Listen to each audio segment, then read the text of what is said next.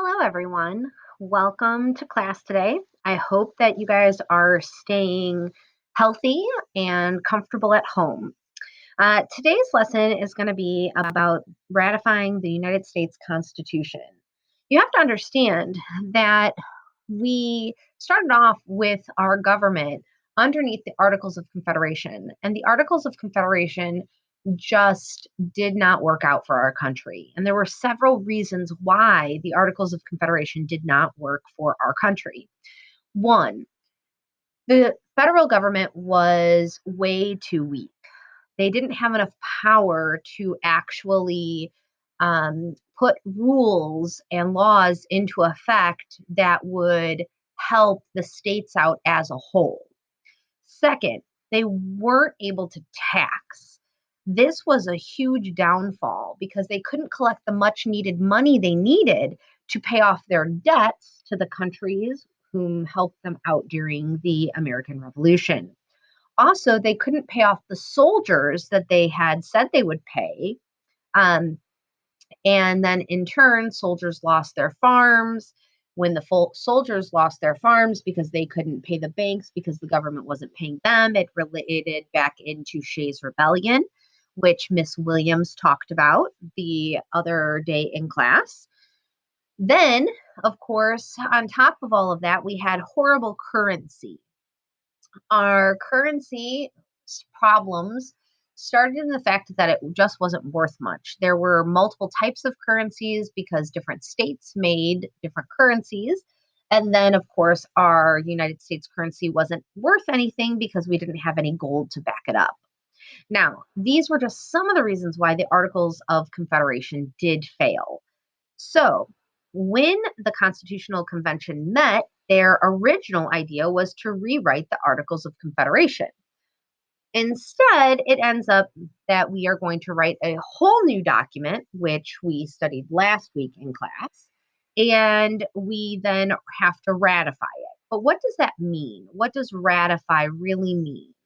Well, that's the topic that we are going to get into today as we find out why we ratified the Constitution, building a framework for a new and stronger national government. All right, so let's go ahead and get started. I'm going to pull up my PowerPoint here and we'll get going with the show. All right, so you'll see here that we're going to learn about these three objectives. We're going to compare the positions of the Federalist and the Anti-Federalist. We're going to discuss the debate over ratification, and then we're going to also describe the Bill of Rights and how it protects the people of the United States. Here are some of the terms that you will need to know for this lesson. One, ratify. You need to know that to ratify means to approve. Some of you already know this because you use this word when working on your Revolutionary War books. The next term is Alexander Hamilton. Alexander Hamilton, I know you know already, but this time around, we're not just going to learn his songs. We're going to find out that he was a supporter of the Constitution and an author of the Federalist Papers. These were essays that were written to try to convince people to support the Constitution. Then we have John Jay. He too was a supporter of the Constitution and an author of the Federalist Paper. And last, George Mason, an anti-Federalist leader who argued in favor of a Bill of Rights. Now remember, anti-Federalist, different than Federalist. Alexander Hamilton and John Jay were Federalists. They supported the Constitution. George Mason, nope, he didn't want the Constitution. But he did say, maybe I'll sign the Constitution if there's a Bill of Rights. Now, let's just remind you that as you take notes on these pages, feel free to pause the video at any time. That way you can take your time, write your notes, answer the questions throughout the notes that I place on each slide or on various slides. So just make sure that you remember you can always pause this video if I'm moving much too fast. Now, how did those in favor of the Constitution, such as Alexander Hamilton and several others, achieve its ratification? Okay, that's the big question. I mean, you had a convention in Philadelphia set to rewrite the Articles of Confederation. Not a lot of these people went into this original meeting thinking, hey, we're going to come in and write this whole new document. So, how do just a handful of our founding fathers and our leaders propose a brand new system that could be put into law? Could they convince the public that a weak central government with the Articles of Confederation as its law needed to be strengthened? The articles required that changes in the constitutional law be presented to state legislatures. That meant that all of the states would have to approve, or at least 9 states would have to approve. But at each state level, you'd have to get approval of pretty much everyone. So this was going to definitely prove to be a challenge. By the end of this slideshow, you should be able to answer this essential question. Now, the nation's leaders had written a brand new plan of government, but it couldn't take place yet. It was called the Constitution of the United States. It was going to replace the Articles of Confederation. But first, it had to be approved by the states, and approval was far from being certain. The process for the states to ratify the new Constitution had been set up by the delegates in Philadelphia. Like I had mentioned earlier, they went to Philadelphia. They sat in what is now known as Independence Hall for quite some time to discuss and debate and determine what we're going to do with this old way of government, our Articles of Confederation. So they finally decide the Articles of Confederation can't be saved. They rewrite, they come up with the Constitution, but now we're at the point where we need that approval of the states. So, how did ratification work? Well, first, each state holds a convention. That meant they called white men over the age of 21 who were landowners to a meeting location and they took a vote. Do you want to be part of the Constitution and have that be our governing body of laws? Or do you not want the Constitution? Next, the Constitution would only take effect when approved by 9 of the 13 states. From the beginning, the Americans were very divided over whether to support this new Constitution and its strong national or federal government, or come up with some new idea. Maybe the Articles of Confederation didn't work, but at least it wasn't going to turn into a monarchy. Now, one thing I do want you guys to know, and you need to put into your notes, see on the screen where it says national or federal government. There's actually 3 terms we use interchangeably to describe our federal government. The first term is a national government, the second term is a central government, and the third term is a federal government. Please, off to the side in your notes, will you please write national equals federal equals central government, so that you know I can use those words interchangeably. Again, do remember, if you need to pause this video at any time so you can write these notes, please do so. Now, we need to write a new set of rules for our government because after Shays' Rebellion, we really understood that our government was much too weak. Our federal government didn't have control. They didn't have control to regulate taxing from state to state. We didn't have control in trade. We didn't have control laws as a federal government to set up schools, to do a lot of these different things. We weren't super effective underneath the Articles of Confederation. So our founding fathers were really looking for something better, something to increase the power of the national government. But with this, it would be at the expense of state sovereignty. Sovereignty meaning power. Remember, we mentioned that word sovereignty just yesterday, or maybe it was the day before, with popular sovereignty. Remember, the people have the power to control the government. That sovereignty is the power. So when we rewrite the Articles of Confederation and change it to the Constitution, we're going to take our weak central government that was under the Articles of Confederation and yet turn it into a strong federal government underneath the Constitution. But what does this mean? It means that we might have a monarch or a tyrant that comes in as kind of like this dictator. So, Federalists, people who wanted a strong central government, had, oh, I'm so upset that that showed up. Always something with computers. A strong central government. So, the Federalists wanted the strong central government.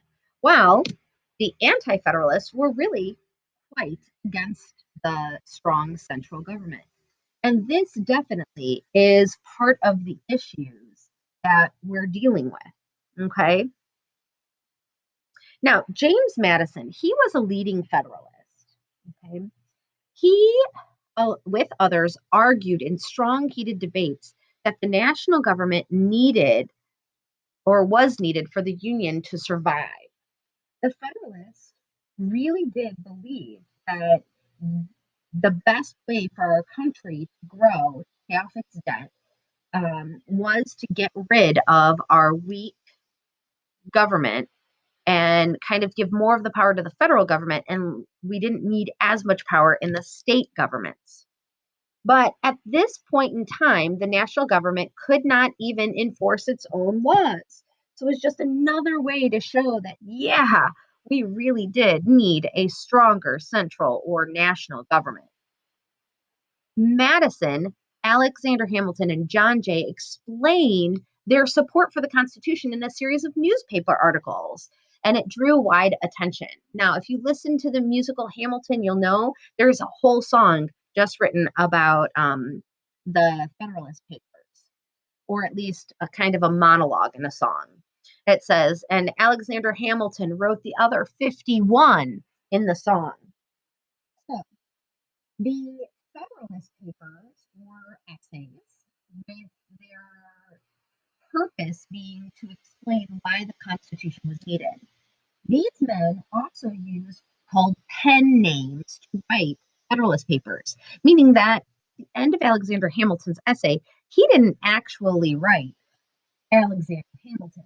Instead, I believe his pen name was something like Reputed Farmer or something along those lines, just to give you an idea. Um, Next, the Federalist Papers did remain a discussion point for the political theory behind the American system of government, and it still actually does this today. Courts still refer to the Federalist Papers when making decisions about roles in government. In this way, they've really had a lasting effect on our government. But the Federalist Papers weren't the only papers being written. The Anti Federalist Papers were also being written. Now, what I said a moment ago was what pages those were on in that book. If you look at it, look at the book, the Federalist and Anti-Federalist essays, or at least a few of them, are in the 500s.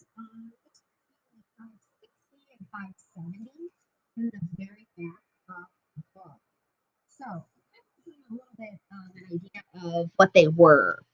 That way you can actually see those documents. If we were in class, we'd take a little time to dissect those. But since we're not, we're going to kind of move forth. But if it's something you're interested in, by all means, take a little look-see at those pages. Now, George Mason and Patrick Henry, they were the anti-federalist leaders, and they argued the new national government had too much power. Okay.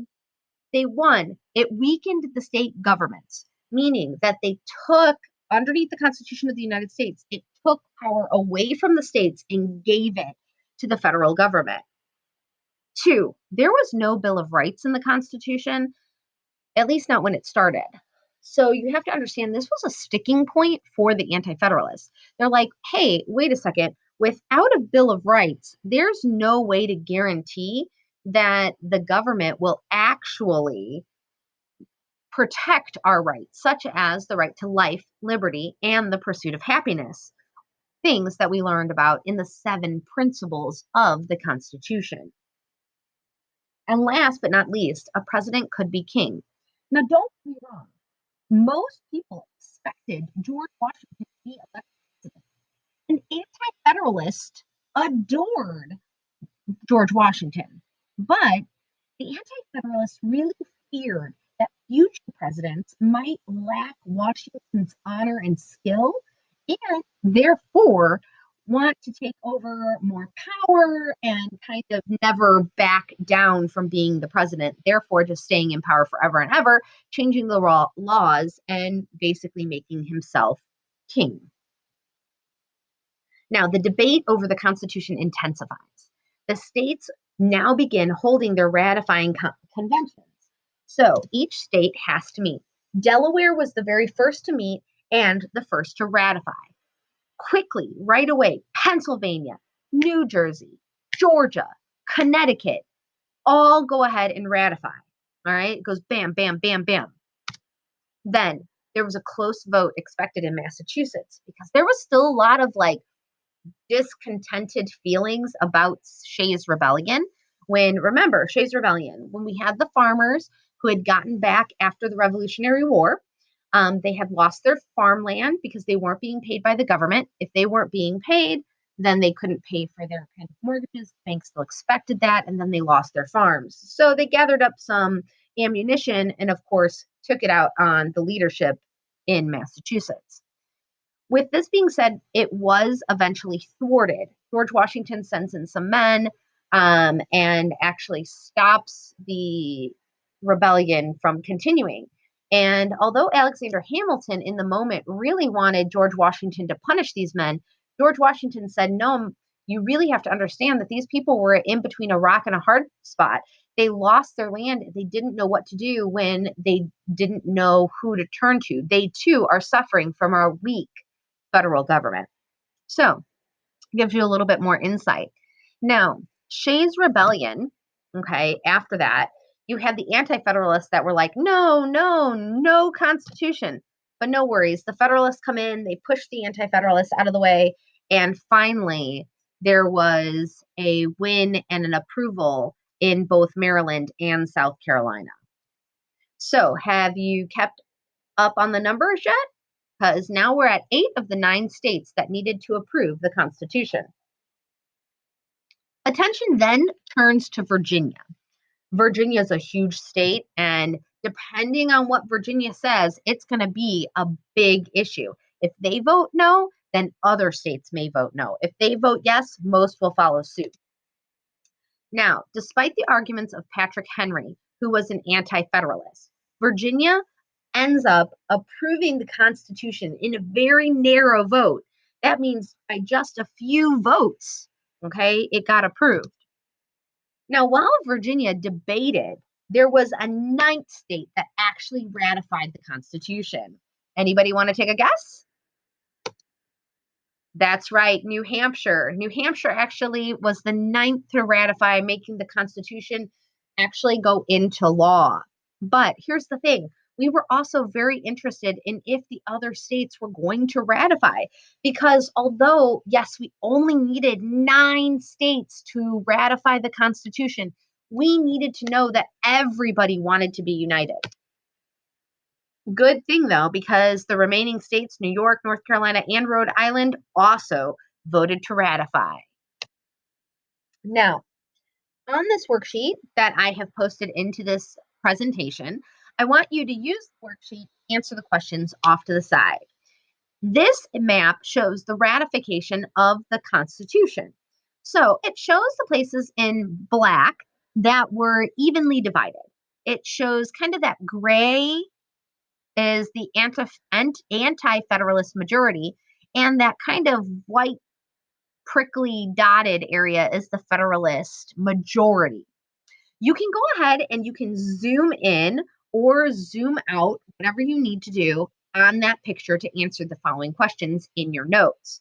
So please write these answers into your notes. When I check your notes at the end of the chapter, before we take a test when we return in April. Then at that point in time, we will check it and make sure that you have these answers in there, and that will become part of your notes for your note-taking grade. All right. So answer the following questions. Which states had areas evenly divided between people favoring and opposing the ratification of the Constitution? And question number 2, analyze why do you think some areas are shown as either having or neither having a majority of Federalists or anti-Federalists? Let me hide this box. Population. So you can kind of see where we're going here. So you'll again look at the map and answer those 2 questions. If you need to pause the screen here, go ahead. The new government could now be put into place. We've ratified, everybody's on board, and George Washington becomes president. No surprise there. It was pretty much a unanimous vote for George Washington, and John Adams gets elected vice president. The new Congress was also elected, and this was one of the first tasks to figure out what we were going to do as far as a Bill of Rights.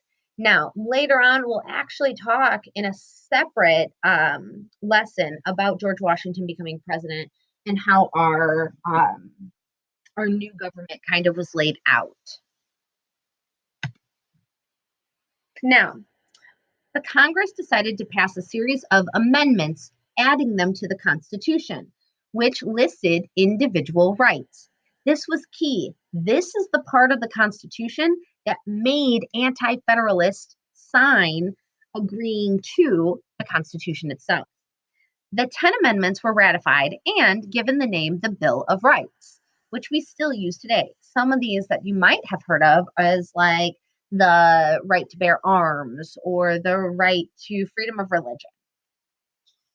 You'll see here on this chart the Bill of Rights 1 through 10. The first, second, third, and fourth protect citizens from any possible abuses by the federal government, meaning like the federal government couldn't come in and tell everybody they had to be Catholic or that they have to house troops in their homes like the colonists did during the Revolutionary War.